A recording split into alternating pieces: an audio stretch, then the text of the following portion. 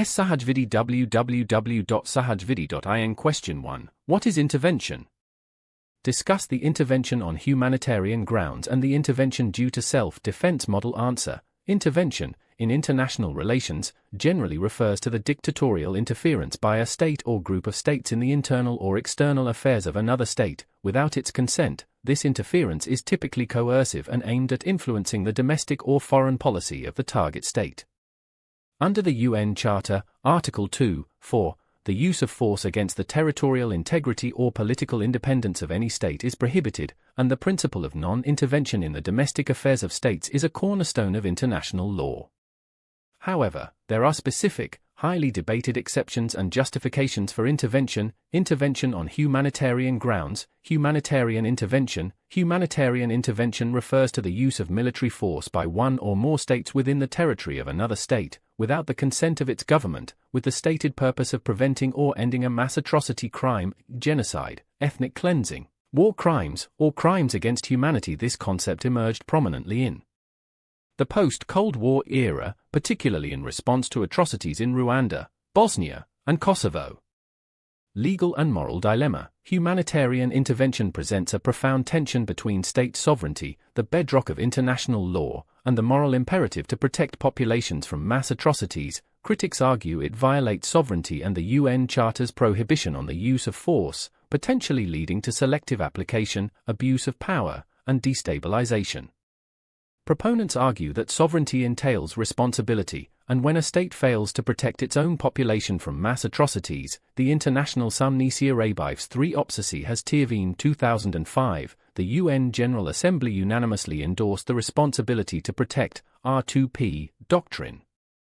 RZP asserts that states have a primary responsibility to protect their own populations from genocide, war crimes, ethnic cleansing, and crimes against humanity. If a state fails to do so, the international community has a responsibility to assist it.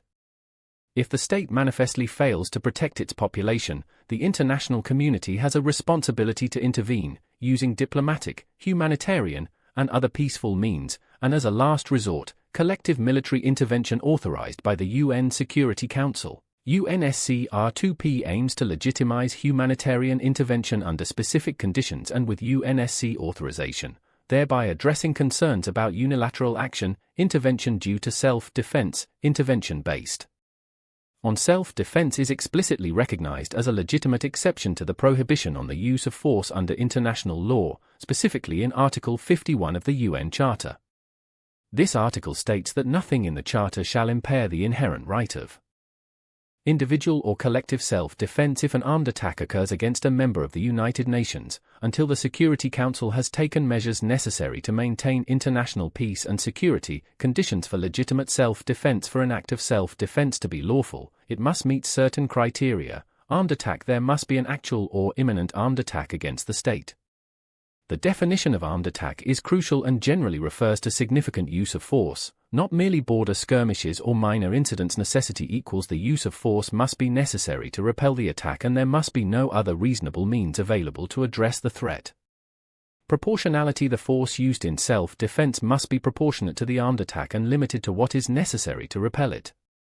Anticipatory preemptive self-defense. The concept of anticipatory self-defense, responding to an imminent attack, is highly debated but generally accepted under strict conditions. E.G. Caroline doctrines of necessity being instant, overwhelming, leaving no choice of means, and no moment for deliberation. Preemptive self-defense, responding to a potential, but not imminent, future threat, is largely rejected under international law as it could defeat venka wars.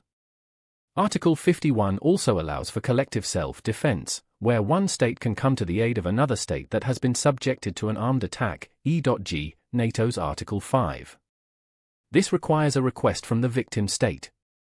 In summary, while intervention is generally prohibited, humanitarian intervention, particularly under the RZP framework with UNSC authorization, and intervention in self-defense against an armed attack, are recognized as exceptional circumstances.